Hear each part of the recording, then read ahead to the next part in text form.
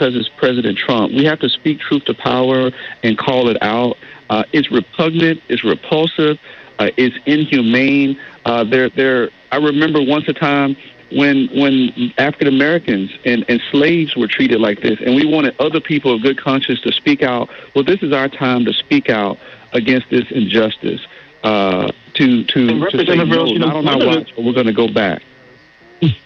And, Representative Reynolds, one of the things that you lifted up a little bit that I'd like you to perhaps address a little more is that some of the reports we see coming out of the detention facility there in Dilley, they're talking about the inmates or the detainees indicating that there's been like bugs in their food. They don't have access to showers.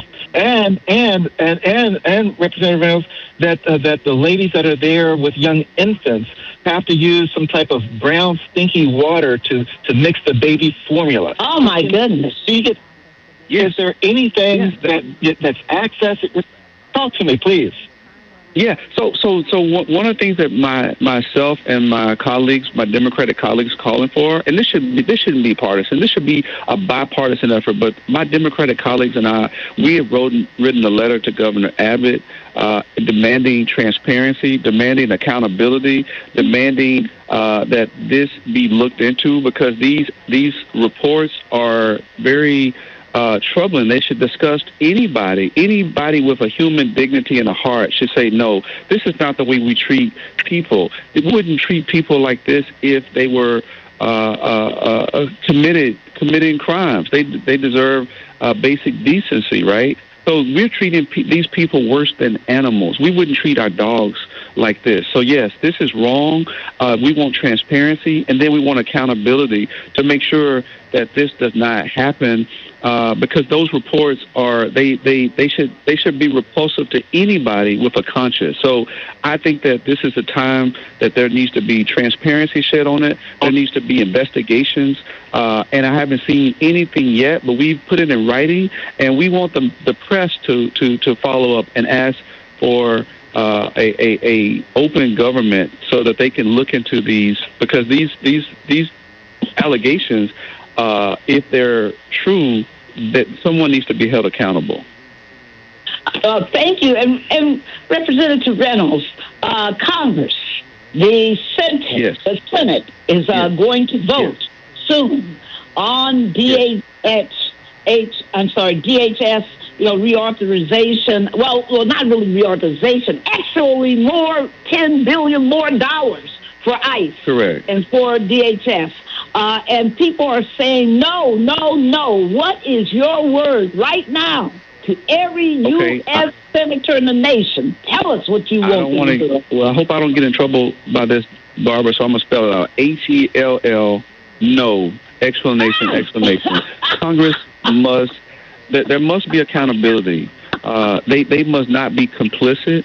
We need comprehensive immigration reform that centers on humanity and due process and family unity. We must end the detention of children and families. We must establish strict national standards on the use of force by federal agents. We must require independent investigations and real consequences when lives are lost.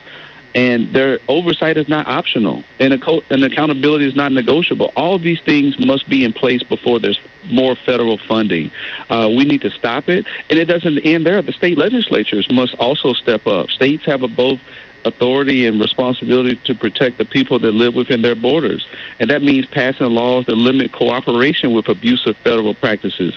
It means demanding transparency in detention facilities. It means investing in legal services, community protection, and public safety strategies that build trust instead of fear. So everyone has a role to play. So Congress must do their part, the state legislatures must do their part, and the citizens that are listening must hold us accountable and must keep vigilant and not just protesting, but voting, holding these people accountable and saying, not on our watch are we going to continue to allow our country to run amok. This is outrageous. It has gone overboard. I believe in enforcing our borders, but what we're seeing with ICE is definitely installing fear and rogue people that are just trampling upon people, immigrants and American citizens. And before you leave us, Go ahead, Daryl. Yeah, and Barbara, I just wanted to add quickly before Representative Reynolds had to go that he identified 100% correct on the federal and the state, but let's not leave out the local governments, because the local governments and some county and local councils are passing resolutions disallowing the building of ICE facilities in their areas. So we want to be certain that we're also hitting those local government folks as well. Barbara? Yes. And what I want to make sure we talk about really quickly before you leave is, every one of us, I want you to say to this nation what you want every single American citizen, U.S. citizen to do, U.S. persons, residents, everybody, children, whoever, what you want people to do in this moment, what we got to do if we're going to preserve our democracy. And I wanted you to hit quickly on the fact that Pam Bondi had the nerve, in response to Alex Pretty's death, to send a letter to Minnesota saying, I will pull everybody out. All of ICE will pull out all of, we'll pull out not only all of ICE, we'll pull out the National Guard, we'll pull out everybody if you will give us your voter rolls. You have been on the front row of fighting voter suppression. What was your reaction when you heard that? Go ahead, sir. My reaction was, first of all, I was outraged, but I wasn't surprised, because it all goes down to power, and power conceives nothing without a demand. We must demand accountability. What she is trying to do is to be able to stack the deck to get Trump and his MAGA extremists elected by purging lawful voters from voter rolls. That is, this is a power grab. These are people that want to disenfranchise black and brown people that tend to vote Democrat. They want to scrub the voter rolls. They want to get rid of people so that they can not be able to vote in the upcoming elections. This is about her holding on to power. She is complicit. She's doing Trump's bidding as though she's his private attorney, and the Department of Justice has run amok. We're living in a defining moment. And the question before us is simple. Will we be a nation that cages hope, or a nation that protects its human dignity? And I hope that people will join me in choosing dignity and choosing justice, choosing a future where every person is treated as a full human, and will fight for that future by voting. That's where it comes down to, everyone, voting and standing up against authoritarian bullies, and saying, not on our watch will we go back. This is a defining moment. This is a watershed moment in our history, just like when we celebrated Bloody Sunday, where it was a defining moment where people of all races came together and said, no more Jim Crow. This is our defining moment on our watch. No one's coming to save us. We got to save ourselves, all of us collectively, and not just saying, well, they're just going after the immigrants. Oh, they're just going after the Muslims. Oh, they're just going after... No, it may be them today. It could be us tomorrow. All of us have a stake in the outcome of working together to save our democracy. And don't let people divide us based on race or socioeconomic status or religion. That we must say that we're all in this collectively, black, brown, multiracial democracy, that this is our country, and we're not going to let them take us backwards. Thank you, sir. How do people get in touch with you? Well, I'm on Facebook, Instagram, X. Please reach out to me. I'm accessible. It's always a joy to partner with amazing folks like Transformative Justice. I've been with your other guests on Santita Jackson's show numerous times. I have the utmost respect for them. They are amazing. I love them. And when I hang up and I'm traveling to my next destination, I'm going to continue to listen because I know there's great insight that they're going to share. They've always been on the right side of issues when it comes to voter suppression, when it comes to being on the right side of the Palestinian conflict with Israel. And so I'm so honored to stand in solidarity with them. And that's the kind of multiracial democracy I'm talking about. This call right here represents the best of that. So thank you for having me. I look forward to coming back on. I hate I have to go to another meeting, but you're amazing. I'm so proud to join you all on this Super Tuesday. So God bless you all, and I look forward to coming back on again soon. Thank you so much. Really, thank you. Have a great day, and we'll be talking and working with you. There's so much to do. Thank you. Everyone listening, Throughout this show, we're going to keep saying there's one action that we want you to take. You, sitting, listening, wherever you are standing, there is one action you can take to make a difference right now. Right now. We want you to call your U.S. senators to say vote no, vote no, vote no on any on any additional funding for DHS. No money. No, not a dime more. They already got too much money. Billions in the big, beautiful bill. Don't quote so-called big, ugly bill, really. Don't give them another dime. Call your senators and say that and mean it. Mean it. That if they don't do what we're asking them to do, that they will face consequences for it. We want you to call 202-224-3121. Did you hear me? It's 202-224-3121. And say vote no on DHS funding legislation. Daryl, I turn it over to you.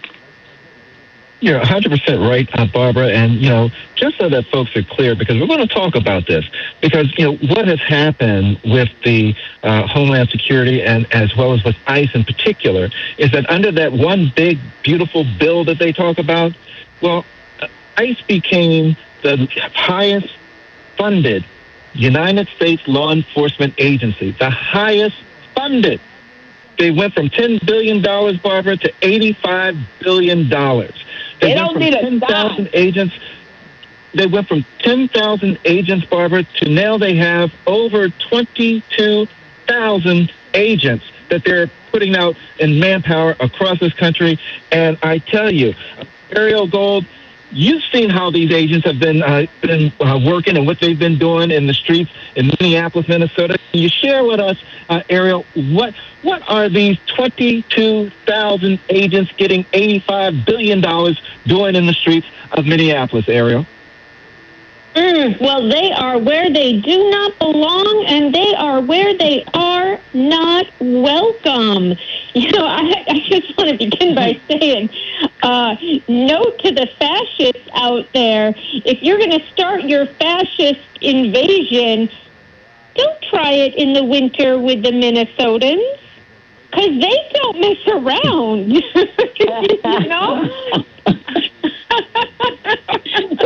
Well, Rabbi, it's a place of love out here, and it's a place where you just feel it right away. You just feel how the people here love their neighbors, and I am overwhelmed by the gratitude that I have received from the hotel staff where I'm staying, the Uber drivers, the waiters, everywhere I go and they realize I'm from out of town, they just thank me so deeply. And I haven't experienced anything like that other than the time that I have spent in the West Bank. And it's because when people are in this much crisis and this much community has been built, there are networks here, and there is real resistance to authoritarianism, which requires training. Let's name that. If people didn't just show up out of the blue, this requires discipline, sustained resistance, and grounded truth-telling, just like the civil rights movement was. And I came out here because I got asked by clergy from here, who organized together, and they put out a call in the same spirit and with the same urgency as King's call for clergy to come to Selma back in 1965. And this isn't about a single moment or a single march or protest, but this is about authoritarianism counting on exhaustion. And that's where I say, don't start with Minnesotans in the winter, because they will be in the streets. And those folks are tired, but they're still here, and they're still showing up. And what I hope that my time here did was re-energize them. Maybe gave them a minute to take a nap, too, as well, because there were others of us that could be doing some of their work. I spent Sunday morning and then evening in the bitter cold, negative 10, 20 degrees. I swear it, I have never worn so many clothes at once in my whole entire life. But I spent it standing outside of churches with other clergy and faith leaders, a lot of Jews, because we don't